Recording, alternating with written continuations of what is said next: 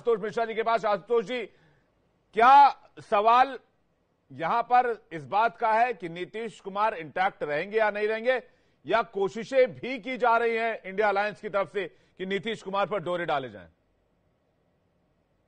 देखिए, ये जो आप बात कह रहे हैं इसका जवाब तो इंडिया अलायंस वालों देंगे, लेकिन एक बात तो आपको स्पष्ट है कि अगर चिराग पासवान मोदी जी के हनुमान हैं तो नीतीश कुमार उनके विभीषण हैं। ये सब चुनावी राम भक्त हैं। अभी बीजेपी की प्रवक्ता कह रहे थे कि 1996 से नीतीश कुमार साथ थे, तो 2013 में नीतीश कुमार ने एनडीए छोड़ा केवल इसीलिए था कि नरेंद्र मोदी को प्रधानमंत्री का दावेदार बनाया गया, और उस समय वो बोले थे कि ये आडवाणी जी की बेइज्जती है, सीनियर लीडर्स की बेइज्जती है। और ऐसा तो उन्होंने कभी भी नहीं किया कि पलटी इतनी जल्दी मारी हो, समय लेते हैं अपना। अभी समा बांधा जा रहा है और वाक्यम किम दरिद्रम, अब वो कह दे रहे हैं कि साहब मुझे इनको प्रधानमंत्री का पद ऑफर हुआ था। ये तो मतलब आप ये समझिए कि जिस आदमी को कन्वीनर नहीं बनाने को तैयार थे उसको जो है 12 सीट पे कौन बनाएगा प्राइम मिनिस्टर। और बिहार में अगर आप देखें तो बिहार में आरजेडी का जो है वोट परसेंटेज जितना बढ़ा है 6% और एनडीए का घटा है। तो वहां पे भी इनकी जो है इस वक्त केवल नीतीश कुमार की कोशिश ये है कि जो मार्केट है, जो पॉलिटिकल मंडी है, उसमें इनका भाव बना रहे इस वक्त, क्योंकि सेंटर के बात है तो वो मोदी जी को खुश करना चाहते हैं। 4 बातें बढ़ा चढ़ा के कर रहे हैं। अभी कह भी दिया है भाजपा ने कि जो है अगला चुनाव जो है लड़ेंगे नीतीश कुमार के अंडर में, तो उनको कम से कम ये है कि मेरी जो चीफ मिनिस्टर की सीट है अगली बार जो है कम से कम शेष तो मैं रहूंगा, क्योंकि इस आशुतोष जी, इसमें 2 चीजें हैं। एक तो अगर वो एनडीए के साथ इंटैक्ट नहीं रहते हैं, हालांकि ऐसी कोई खबर नहीं है, ऐसा कोई दावा भी नहीं किया जा रहा है। मनोज जी ने कहा कि हम 5 साल तक एनडीए के साथ इंटैक्ट है और आगे भी एनडीए के साथ ही रहेंगे, लेकिन अगर नहीं भी रहते तो इससे नेशनल डेमोक्रेटिक अलायंस के बहुमत वाले आंकड़े पर बहुत ज्यादा असर नहीं होगा, वो फिर भी बहुमत में रहेगी। और दूसरी बात ये कि 25 के इलेक्शन को देखते हुए ऐसा नहीं लगता है कि जेडीयू कोई ऐसा कदम भी उठाएगी। दोनों चीजें इसमें नहीं, इसमें एक चीज देखिए बहुत ही स्पष्ट है कि ये जो सरकार है जिसको कि अब एनडीए की सरकार कहा जा रहा है, ये 5 साल नहीं चलेगी, क्योंकि ये 240 पे नरेंद्र मोदी की आदत नहीं है कि इतने लोगों को बर्दाश्त करके वो जिंदगी में कभी चले नहीं है। वो अपनी पार्टी में लोगों को नहीं बर्दाश्त करते तो इनको कितने दिन करेंगे। तो मध्यावधि चुनाव तो होने ही वाला है, ये तो बड़ी साफ बात है। केवल ये है कि कब होगा, कब मोदी को लगेगा कि उनकी फिर से भाव बढ़ रहा है, क्योंकि यूपी में तो जो है मतदाताओं के अकल आ गई है। सारा जो है राम मंदिर और ये वो करने के बाद आखिर में वोट पड़ रहे हैं जो बेरोजगारी और गरीबी पे है, और जो है बाकी हिंदुस्तान में भी ये अकल आए। आशुतोष जी कुछ सवाल पूछ रहे हैं आपसे। आशुतोष जी, नहीं देखिए, पहली बात तो ये जो इंडिया की बात कर रहे हैं तो इस अलायंस ने पहले ही कह दिया था कि ये गठबंधन लोकसभा चुनावों के लिए है, और आगे फिर ये बात होगी। कहीं आम आदमी पार्टी ने अभी केवल ये कहा है कि तय नहीं हुआ है। नंबर 2, अगर अभी आपने खबर पढ़ी हो तो प्रफुल्ल पटेल का 180 करोड़ के जो है जो ईडी की संपत्ति जब्त कर रखी थी वो छोड़ दी गई, ये कह के कि ये उनका जो रोकी गई है संपत्ति ये इल्लीगल है, और वो भी पीएमएलए, वो मिर्ची के साथ उनका नाम जुड़ा था।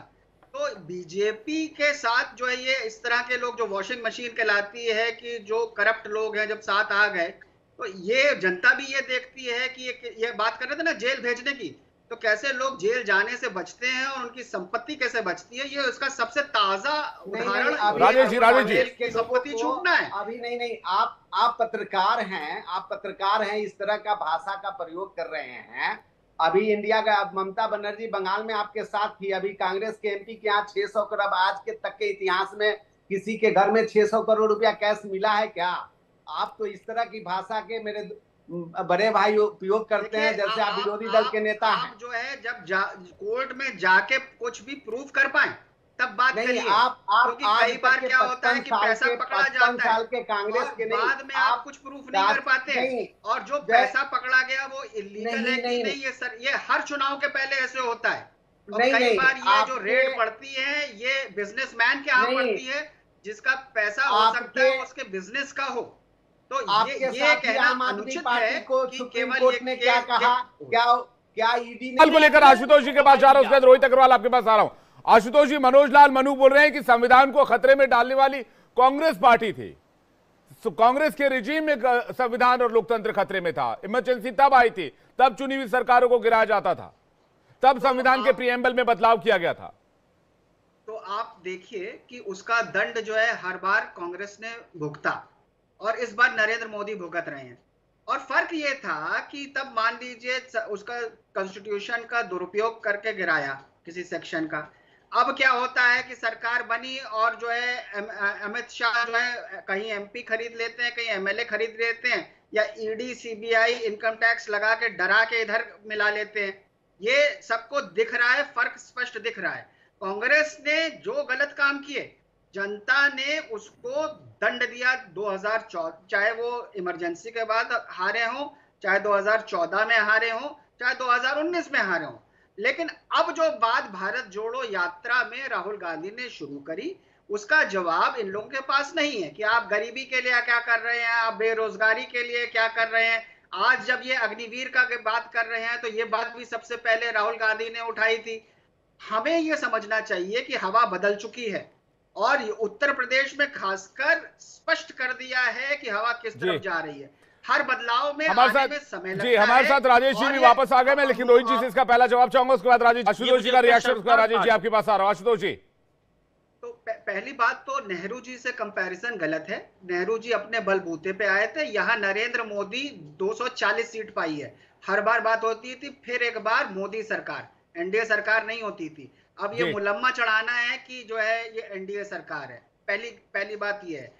देखिए ऐसा है आशुतोष जी, नकारात्मक बात नहीं हो रही है। इंडिया गठबंधन में बहुत सारे दल हैं। इंडिया गठबंधन में छोटे छोटे बड़े बड़े बहुत सारे दल हैं, स्टेक होल्डर भी बहुत सारे हैं। एक काम करिए, कहीं पे कोशिश करिए प्रवक्ता की कुर्सी खाली है, कहीं कोशिश करिए किसी में प्रवक्ता की कुर्सी पे। ठीक है, मैं राजेश जी के पास जा रहा हूँ इन तमाम सवालों को जवाब लेने के लिए। रोहित भाई आशुतोष जी वेट कीजिएगा, राजेश जी इसका जवाब देंगे। बीजेपी के प्रवक्ता हमारे साथ जुड़े हुए बोल रहे हैं तो इनके नेता ने तो कहा था कि चवन्नी नहीं हूं कि पलट जाऊंगा, और पलट गए। आ गए अपनी औकात पे, आ गए अपनी औकात पे, आप आ गए अपनी औकात पे। राजेश जी यही है कि आप आशुतोष जी से बात करना नहीं जानते। नहीं आशुतोष आपका अभी भाजपा के प्रवक्ता कह रहे थे कि मुझे पॉलिटिक्स ज्वाइन करनी चाहिए और पत्रकार हूं। तो असल में भाजपा के साथ दिक्कत क्या हो गई है कि ये पत्रकार आप केवल उन लोगों को समझते हैं जो नरेंद्र मोदी से पूछे कि आप इतने फिट कैसे रहते हैं, आप में इतनी ऊर्जा कैसे आती है। पत्रकार का काम है जो भी सरकार है उसको शीशा दिखाना कि भाई ये तुम्हारी गलतियां हैं, क्योंकि चाटुकार तो बहुत मिल जाएंगे जो कि आपकी बैठ के चलिए इस पर मैं कोई